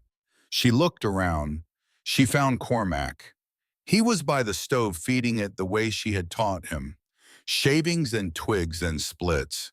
Careful, precise. His face was drawn with exhaustion, but his hands were steady. She found Slade. The judge was lying on the floor near the south wall, his legs splinted with a piece of broken chair leg and wrapped in strips of cloth. His face was pale, but his eyes were open. He was staring at the ceiling, at the rough cottonwood poles and the layer of sod above them, at the thick, warm walls that had surrounded him, at the room that was keeping him alive. Lenore was beside him. The grandchildren were asleep against Boone, who had not moved from his spot by the hearth, and who was radiating heat like a furnace built of fur and loyalty. Edith stood up. Her body protested every movement. Her back was a landscape of pain. Her hands were swollen and cracked. Her ankle, the one she had turned on the walk north, throbbed with every heartbeat. She went to the stove. She took over from Cormac. "Go sleep," she said. The boy looked at her. He opened his mouth. He closed it. He went to the corner and lay down on the floor and was asleep before his head touched the earth. The days that followed were a test of everything Edith had built, not just the walls, but the woman inside them. 16 people in a room built for one. Food that had been barely enough for three was now divided 16 ways, measured by the teaspoon, rationed to the mouthful. Water had to be melted constantly. Firewood had to be managed with the precision of a clockwork. The door could not be opened more than twice a day because every opening let in the cold and cost 15 minutes of heat. Edith organized them the way a general organizes a campaign. She did not raise her voice. She did not give speeches. She looked at each person, assessed what they could do, and gave them a task. To Nettie, whose broken finger had been splinted and bound, she said, "You sort the kindling. Smallest in the first box, finger thick in the second. You do not stop until both boxes are full."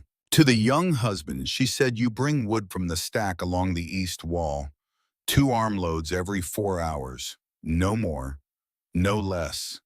To Reverend Alcott, half-blind and one-handed, she said, "You mend. Everything that is torn gets mended. Blankets, coats, socks. You are a man of the cloth, Reverend. Put that to use." To Lenora Slade, she said, "You tend the water. Every pot stays full. Every cup stays clean." To Cormac, she said nothing. She did not need to. The boy already knew. They ate twice a day. Broth made from the last of the dried venison, stretched with melted snow, and whatever wild turnip or dried berry Edith could add to it. It was thin. It was not enough. Nobody complained because nobody in that cabin had the standing to complain to the woman who had dragged their judge out of a frozen house and carried him home on a buffalo robe. On the third night after Slade's rescue, with the storm finally beginning to ease and the wind dropping to something that no longer sounded like the end of the world, Slade spoke. He had been silent for 3 days. Silent while Lenora tended his splinted leg. Silent while his grandchildren climbed over him and pulled his beard and fell asleep on his chest. Silent while the people of Flint Creek moved around him and fed the fire and melted the snow and kept each other alive in the cabin of the woman he had tried to destroy. He spoke in the evening when the fire was low and the room was quiet and most of the children were asleep. He did not sit up. He could not. His leg would not allow it. He spoke from his back, lying on the floor of Edith Harwell's sod cabin, looking up at the ceiling. He had wagered would not stand. "I need to say something," he said. The room went still. Every adult in the cabin was awake. Every eye turned toward the voice. Slade looked at the ceiling a long time. Then he turned his head and he looked at Edith. She was sitting at the table with a tin cup of warm water in her hands. She looked back at him. Her face was unreadable. "I had a son," Slade said. "His name was Theodore. He was 18 years old." The room was very quiet. The fire crackled. Outside, the wind moaned softly against the thick sod walls. In 1870, Slade said, "I built a house, the biggest house in Flint Creek. I built it because I wanted people to see it from the road and know that a Slade lived there. I built it with tall windows and wide rooms and a roof that was beautiful and useless. I built it the way a man builds when he is building for his own pride and not for the people who will sleep under it. His voice was steady. He was not looking for sympathy. He was not performing. He was laying stones one by one the way Edith had laid sod bricks, building something that needed to be built, no matter how much it cost. The storm came in February of that year. The roof was too heavy. The pitch was wrong. The north side collapsed. It collapsed into Theodore's room. He was sleeping.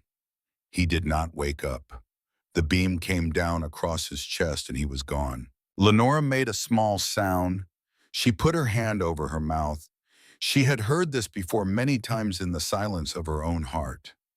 But she had never heard her husband say it out loud in front of others in the light. "I rebuilt the house that spring," Slade said. "I rebuilt it the way it should have been built from the beginning. Thicker walls, steeper roof, smaller windows. Everything Theodore needed. Everything I should have done in September when my wife told me to do it. But I did not do it in September because I was too proud. And my pride killed my son." He paused. The fire shifted. A log settled. "When I saw your cabin, Mrs. Harwell," he said, and his voice cracked for the first time, just a hairline fracture running through the stone of it. "When I saw what you were building out of nothing but grass and dirt and your own two hands, I saw the thing I should have built for Theodore. I saw walls that would not fall. I saw a roof that would hold. I saw a woman who would rather live in the earth than let pride stand between her family and the cold. And I could not bear it. I could not bear to look at it, because every brick you laid was a reminder that I had failed my son." He looked at the ceiling again. His eyes were wet. "I took your husband's land because I was angry. Not at him, at myself. Walter Harwell was a good man.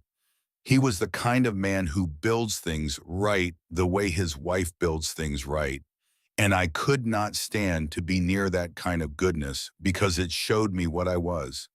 He borrowed $200 from me because he was desperate and I was the only man with money to lend. And I took his land as collateral because I wanted power over him. And when he died, I used that power against his widow. And I have no excuse for any of it except this. A man who has killed his own child with pride will do terrible things to avoid being reminded of it." He reached inside his coat. He pulled out a folded piece of paper. Everyone in the room knew what it was. He held it out toward Edith. She did not move. She sat at the table with her tin cup, and she looked at the paper, and she looked at the man holding it, and she did not reach for it. "Your husband borrowed that money to buy medicine that might have saved his life," Slade said. "He borrowed it from a man he did not trust because he loved you more than he feared me. He signed his name on that paper knowing he might die because he wanted you to have seed in the ground and a chance at a crop after he was gone. He was a better man than I have ever been, Mrs. Harwell, and I am not going to hold his love for you over your head for one more day." He tore the paper in half. He tore it again. He held the pieces out, and Reverend Alcott, who was closest, took them from his hand, and the Reverend looked at the torn pieces, and then he looked at Edith, and then he looked at the ceiling, and he took a breath that shook in his chest. Edith sat very still. She did not thank Slade. She did not forgive him. She did not say anything about the land or the money or the wager or the men who had come in the night to undermine her wall and kick her dog. She said only one thing. "Your son would have been 23 this year." Slade closed his eyes. A sob broke from him, a single terrible sound. The sound of a dam breaking after 4 years of holding, and Lenora put her arms around his head and held him. And the room was very quiet, and the fire burned, and the walls held, and outside the storm was finally dying. The storm ended on the morning of the 5th day. Edith opened the door. The light was blinding. The sky was the impossible blue of a Kansas winter morning after a great snow, and the world was white and still and silent. and the smoke from her chimney rose straight up into the windless air like a thread connecting the earth to heaven. She stepped outside. The snow was waist deep in the yard. The old cabin, Walter's cabin, was gone entirely.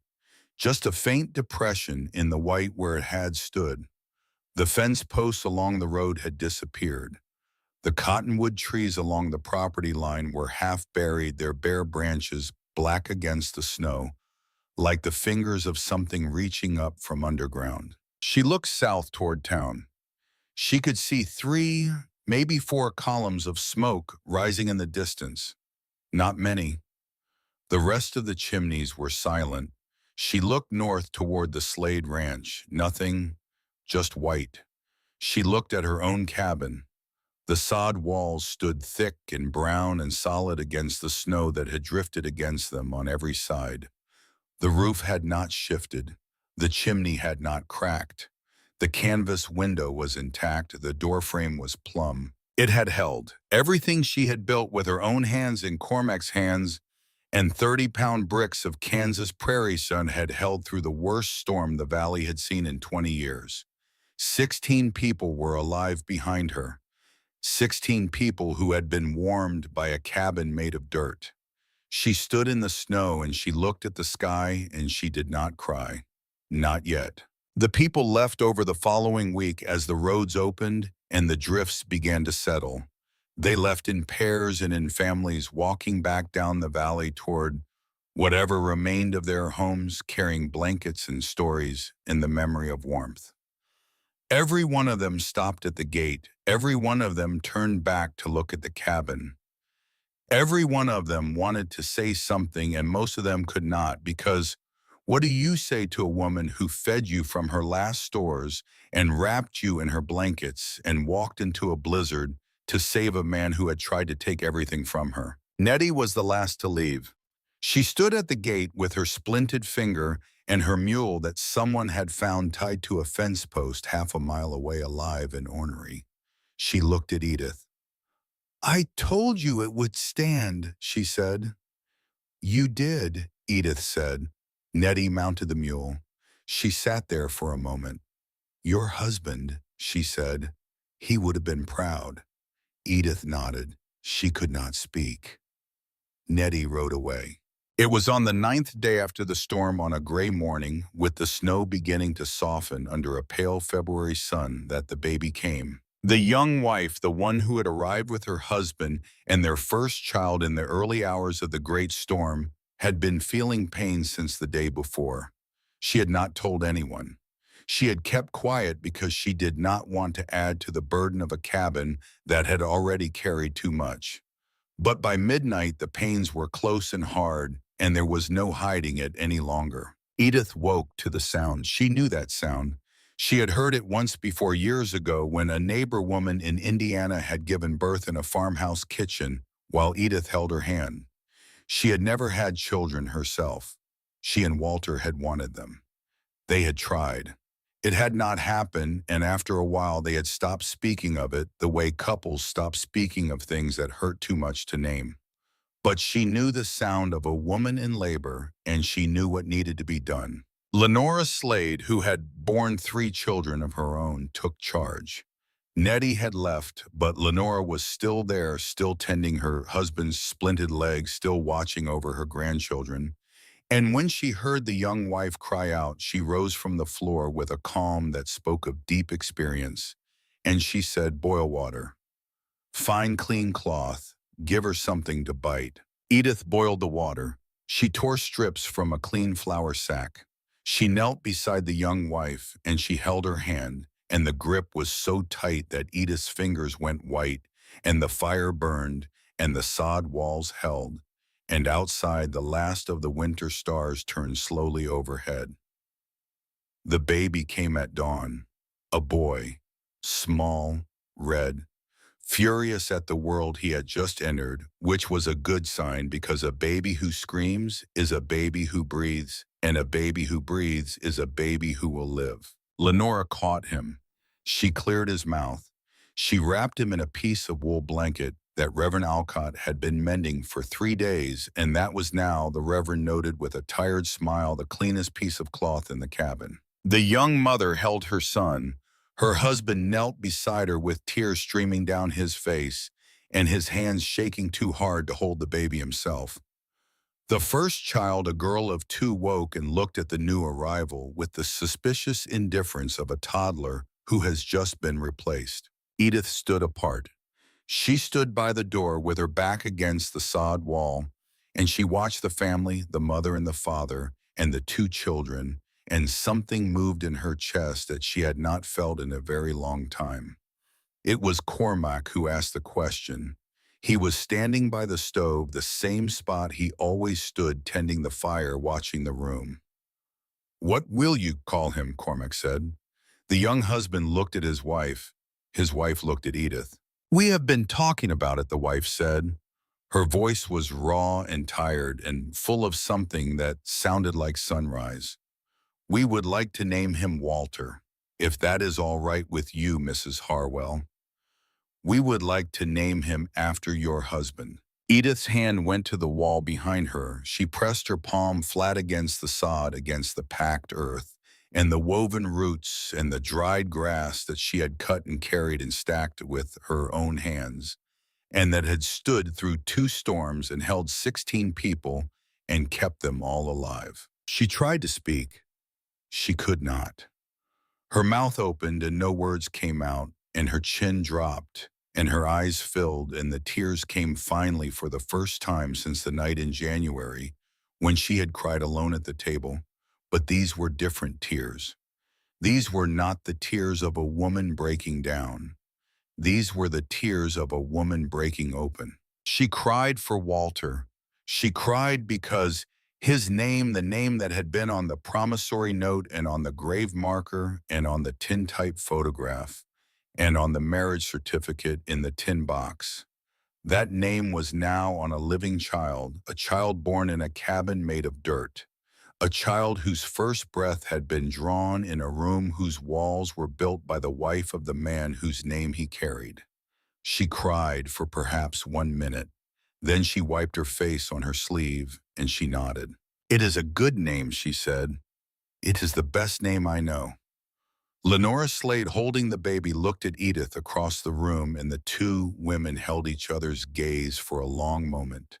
And between them passed something that did not need to be spoken, the acknowledgement that they had both lost and both endured and both carried things too heavy to set down and too precious to let go. Judge Slade, from his place on the floor, turned his face to the wall. His shoulders shook once and were still. The first Sunday of March, 1875, arrived under a sky so blue it looked like it had been scrubbed clean. The snow was melting. The creeks were running. The first green shoots of grass were pushing up through the brown stubble of the prairie, and the world smelled like mud and water and the particular raw sweetness of a Kansas spring. The whole valley came to Reverend Alcott's church that morning. Every seat was full. People stood along the walls and in the doorway and outside the windows because word had spread the way. Word always spreads in small towns that something was going to happen at the service, something that had never happened before and might never happen again. Edith sat in the 3rd row with Cormac on one side and Boone, who had no business being in a church but whom no one was going to argue with, on the other. Boone's ribs had healed. He walked without a limp.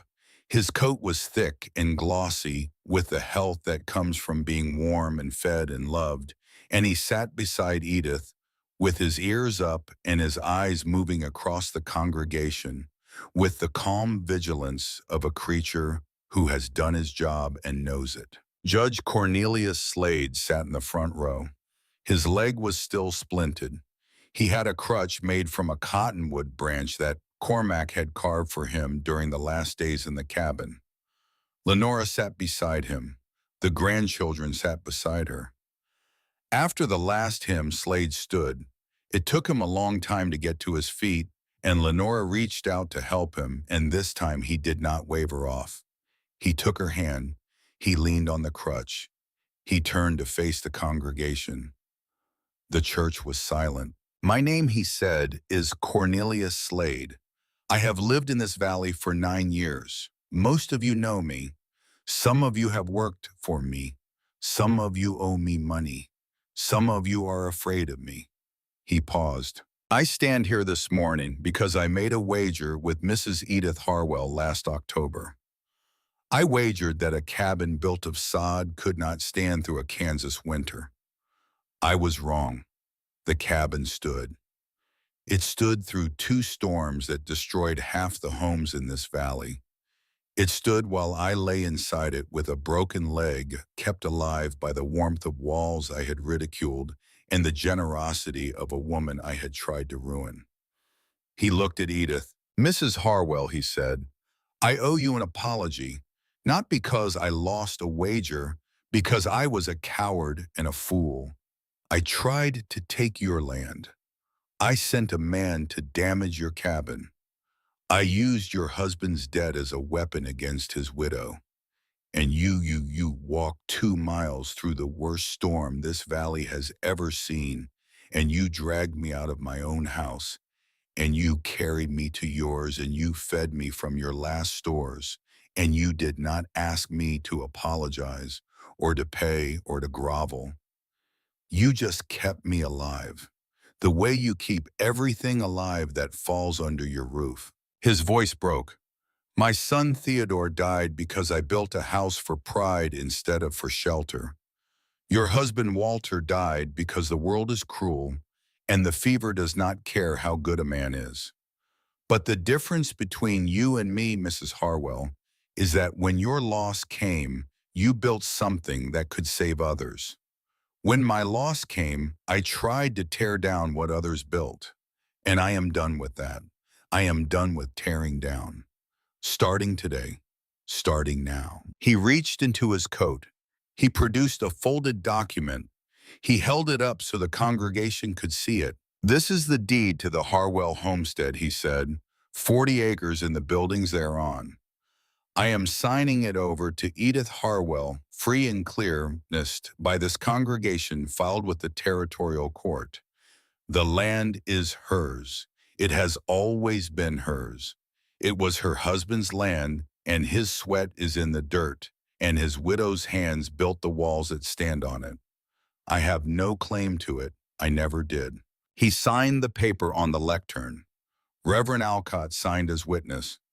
Nettie Farnsworth, who had come to the service with her arms still in a sling, signed as second witness. Slade turned to Edith one final time. "I am sorry," he said, "for all of it." He sat down. Lenora took his hand. The church was very quiet. Edith did not stand. She did not speak. She did not nod. She sat in the third row with her boy on one side and her dog on the other, and she looked straight ahead, and her face was still, and the light from the window fell across her hands, and those hands, cracked and scarred and strong, lay folded in her lap as steady as the wall she had built. After the service, she walked home. She walked the 2 miles back to her homestead with Cormac beside her, and Boone between them and the prairie was greening around them, and the creeks were running, and somewhere in the tall grass a meadowlark was singing, and Edith Harwell walked home to her sod cabin, and she split firewood that afternoon because the winter was over, but she had already decided she would never be unprepared again. That spring, Cormac Hollis became her son, not by blood, by something stronger. She filed the papers with Reverend Alcott and the territorial court, and when the document came back with the seal on it, she pinned it to the wall beside Walter's drawing and the tintype photograph and the marriage certificate, and the wall was getting crowded now with the papers of a life that was rebuilding itself one document at a time. Slade paid for the reconstruction of every cabin that had been destroyed in the storms. He did not do it with fanfare. He did it quietly, sending lumber and nails and labor without being asked, and when men tried to thank him, he waved them off with a grunt that meant he did not want to talk about it. But the cabins he paid to rebuild were not built the old way. They were built with sod walls, thick, dense, 2 feet of packed earth and root.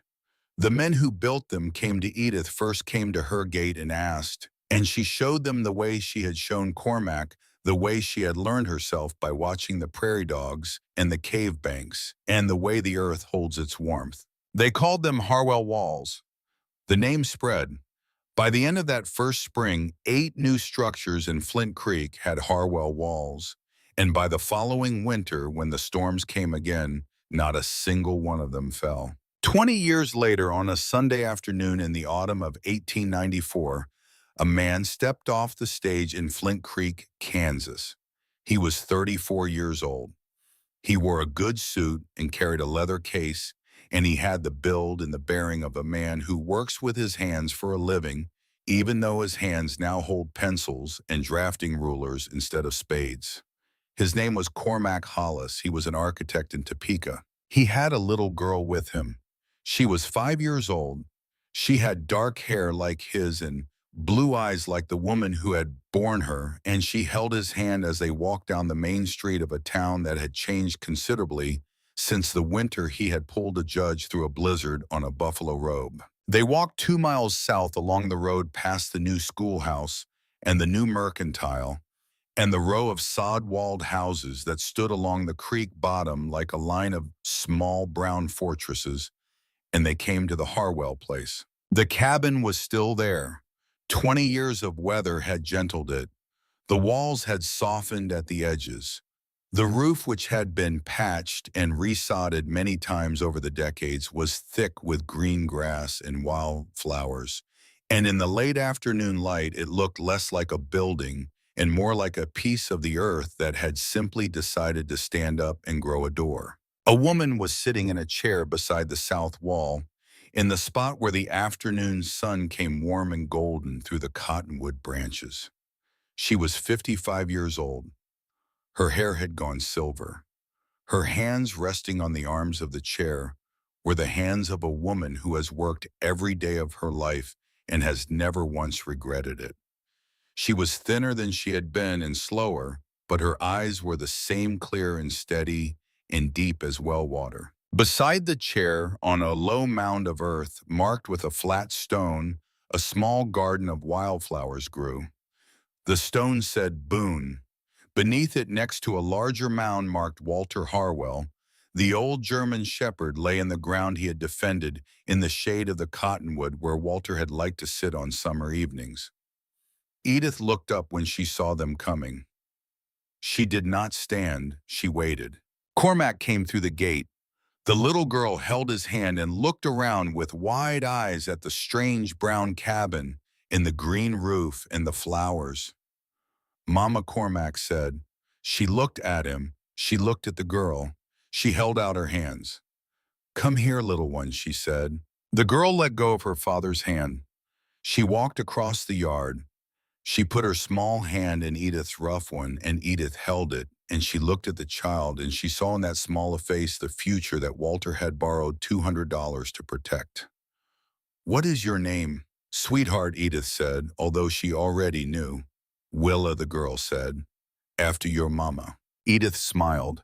It was a rare thing, that smile. It did not come often, and it did not last long, but when it came, it changed her whole face the way sunlight changes a prairie when it breaks through clouds.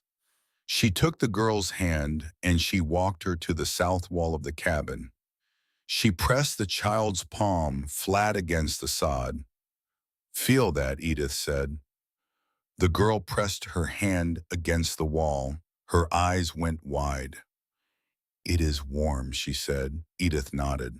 Your grandma built this house with her own hands, she said, out of the dirt under her feet, and it is still standing, and it is still warm, because the thing about Earth, little one, is that when you build with it, when you give it a shape and a purpose, it remembers, it holds, it stays. She looked at the wall. She looked at the skies. She looked at the mound where Boone slept beside Walter beneath the cottonwood tree.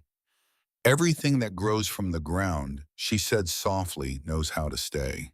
And the sun came down through the cottonwood branches, and the wildflowers bloomed on the roof, and the meadowlark sang in the tall grass, and the wind came across the flats and pressed against the walls of Edith Harwell's sod cabin.